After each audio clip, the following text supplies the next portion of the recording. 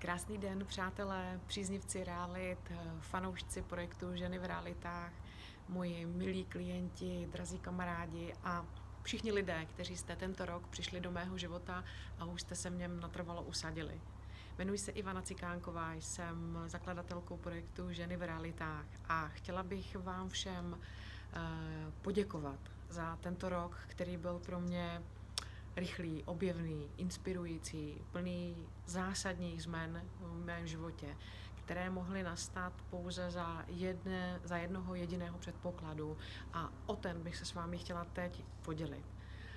Bylo to moje rozhodnutí podívat se na svůj život, podívat se na sebe, uvědomit si, že se dějí věci, které nechci, aby takhle dál pokračovaly, rozhodnout se pro změnu, bez které žádné zaručené návody na úspěch, vydělávání peněz nikdy nemohou fungovat, protože pokud nebudete spokojeni se svým životem vy sami, tak nikdo jiný vám s tím nepomůže a nezaručí vám úspěch.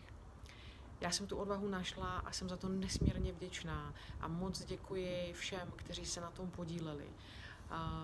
Realitní makléři, více než 400 realitních makléřů, kteří prošli mými kurzy a mohla jsem jim předat něco ze svých znalostí. Lidé, kteří byli u zrození mého projektu Ženy v realitách.